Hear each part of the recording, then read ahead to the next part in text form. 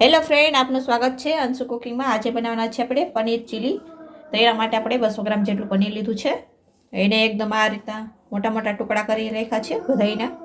તો હવે આપણે એના ઉપર 1 ચમચી આપણે મીઠું એડ કરશું, 1 ચમચી આપણે ચટણી।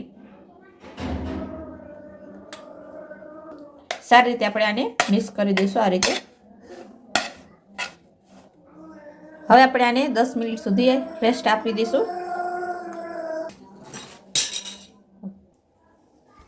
હવે આપણે શિમલા મિર્ચ લીધું છે લાલ કલરનું અને લીલા કલરનું, અને ડુંગળીને આપણે આ રીતે કટિંગ કરી લીધી છે મોટી સાઈઝમાં, અને એક નાનું એવું ટમેટું લીધું છે। હવે આપણું પનીર 10 મિનિટ થઈ ગઈ છે, તો હવે આને આપણે ફ્રાય કરી લઈશું। 1 ચમચી આપણે તેલ ઉમેરશું। હવે પનીરને આપણે ફ્રાય કરી લઈશું। તેલ ગરમ થઈ ગયું છે।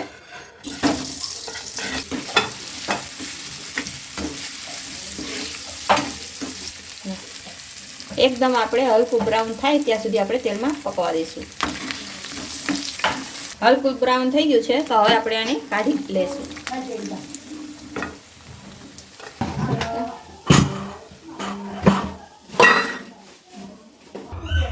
તો તેલ આપણું ગરમ છે। આપણે જે પનીરને આપણે ફ્રાય કર્યું હતું એની અંદર જ હવે આપણે નાખશું અને વઘાર કરશું। તો આપણે આદુ લસણની પેસ્ટ નાખશું આની અંદર।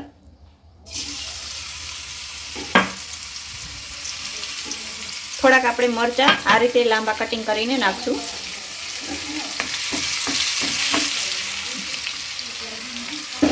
હવે આપણે ડુંગળી આ રીતે કટિંગ કરી નાખી છે, હવે એ આપણે નાખશું આની અંદર।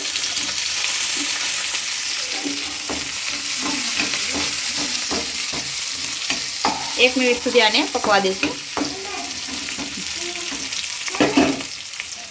હવે આપણે શિમલા મિર્ચ નાખશું, મોટા મોટા આ રીતે ટુકડા કટિંગ કરેલા છે।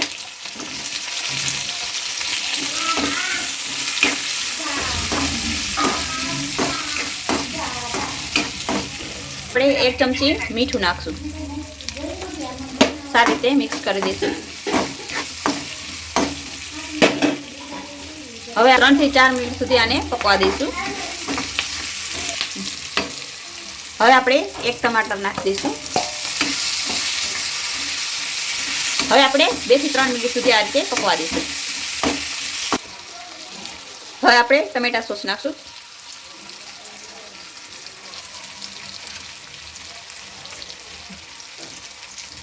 હવે આપણે રેડ ચીલી સોસ નાખશું। આપણે સોયા સોસ નથી નાખ્યો, તમારે નાખો હોય તો તમે નાખી શકો। સારી રીતે આપણે મિક્સ કરી દઈશું। હવે આપણે કોર્નફ્લોર ઓગાળ્યું છે 2 ચમચી આપણે આની અંદર મિક્સ કરી દઈશું। હવે 1 મિનિટ થઈ જાય એટલે આપણે આની અંદર પનીર એડ કરી દઈશું। હવે આપણે પનીર ફ્રાય કરેલું આની અંદર એડ કરી દઈશું। હવે આપણે બધું એકદમ સરસ રીતે મિક્સ કરી દઈશું। તો હવે આપણે એને ગરમે ગરમ સર્વ કરશું। હવે આપણે ગેસ બંધ કરી દઈશું ને ઉતારી દઈશું। હવે આપણે સર્વ કરશું।